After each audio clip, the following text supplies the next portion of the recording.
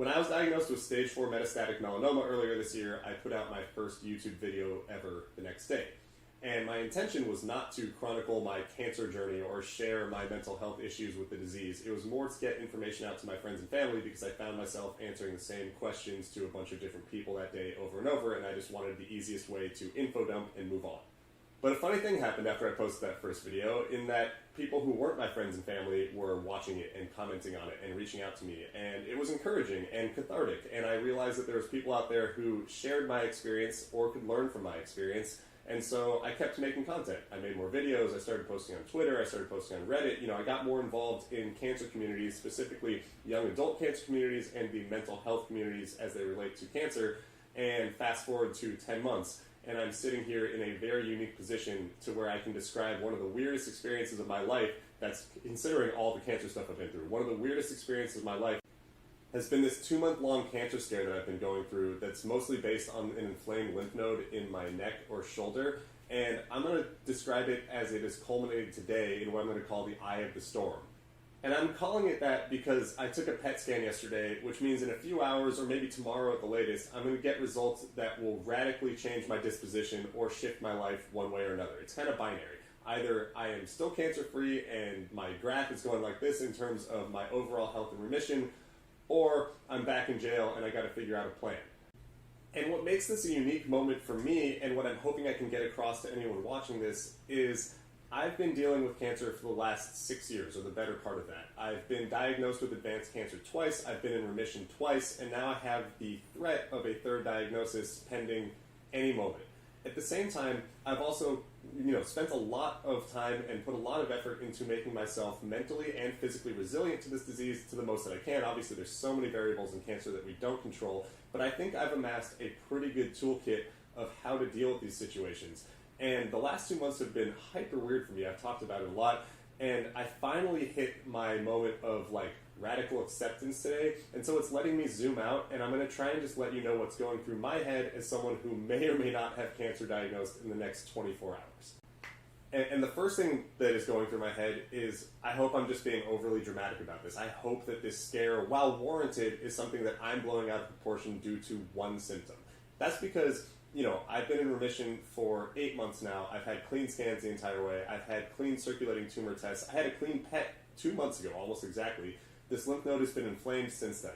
My oncologist has looked at it and said that it's not crazy concerning and we should monitor it. So then I had an ultrasound about a month ago. He said it doesn't look abnormal. We should monitor it. It stayed inflamed, and now I have a PET scan. But that, the lymph node is the only symptom I have, and I have a medical professional who I trust who has said, hey, this probably is nothing. That being said, the second and most pervasive thought of these last 2 months is this is exactly the progression that happened during my recurrence in February. No other symptoms, lymph node pops up, doctor said let's monitor it, eventually there's a recurrence. And so that part is what's really freaking me out the most, in spite of the fact that if I had to, create statistics to weigh the likelihood of a cancer recurrence right now, it would probably be 70-30 towards the positive. But in my brain, it's at least that much reversed. It's like, I feel like I'm getting diagnosed in the next day, even though when I slow it down, I can parse out that the likelihood might not be as strong as it is in my head, but it's a terrifying place to be.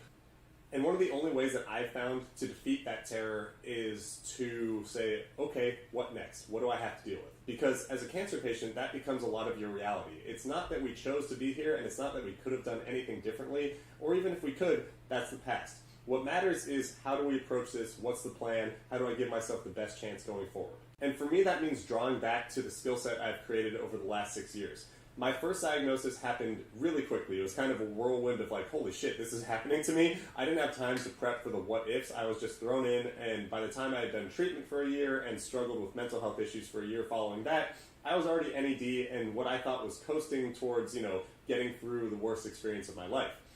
Then, as I approached this recurrence this year, I was really, really ready for it. I determined okay, if this is happening, here's what I'm going to do, here's how I'm going to approach it. And obviously this is with a great amount of respect for the devastation of cancer.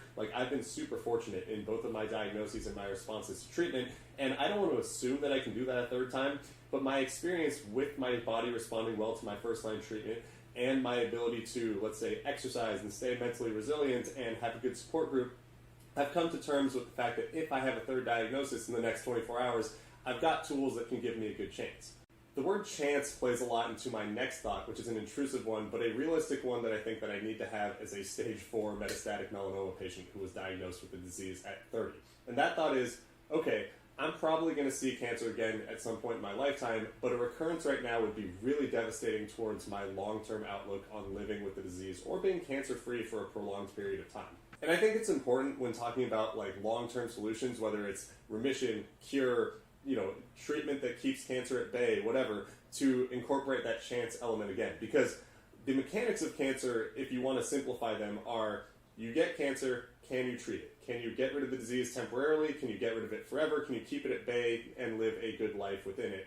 Obviously there's a reason why cancer is so stigmatized and so feared, is because historically that's been very difficult for a lot of advanced cancers. And even though the medicine is getting better, that outcome looms large over all of our heads. The worst case result in this sickness is you die because you can't keep it at bay. But as you drill down into the specifics of what being an actual cancer patient is like, living with an advanced diagnosis, it gets a little bit shakier than that. One of the reasons I'm so fearful of getting a recurrence is not just, am I going to die or not? Because in my head, I'm saying, okay, if I get diagnosed tomorrow, I can and will deal with it. I can get through treatment again. And again, this is being a little assumptive. Maybe things go terribly wrong, but I've seen how treatment works on my body. It seems to go well. I've seen how I've been able to rebuild my body after it's been hurt by the side effects of treatment. That seems to be plausible again.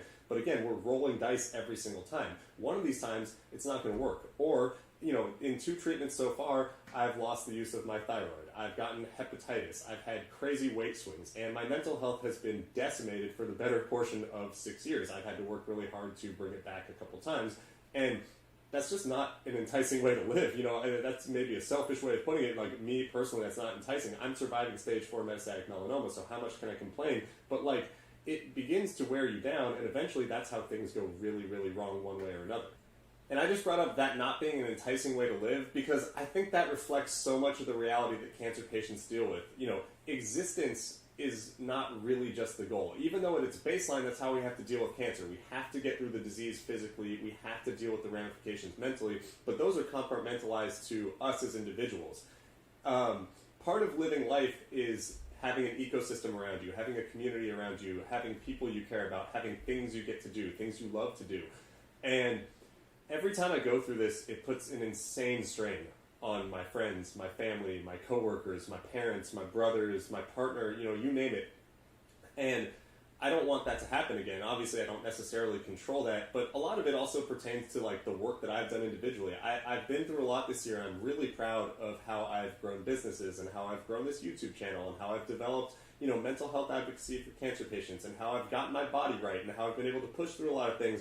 But like I said, each time this happens, it gets worse and worse. And that might be my biggest fear. It's not that I can't get through it, because again, I don't necessarily control that, and I don't know that I'm going to be diagnosed in the next day, even though, it's freaking me out talking about it right now, but things are probably going to be okay, I hope, and if they aren't, I have no doubt that I have a good chance, but rolling dice like this, it's not a good way to live, and I know that is a very, very, privileged statement from someone who's been diagnosed with advanced cancer twice. There are a lot of people who don't survive a minor diagnosis once, and I don't want to put anything that anyone has gone through, to the side as not relevant, or I don't want to say, hey, man, I'm struggling despite having been in remission twice from an advanced metastatic melanoma.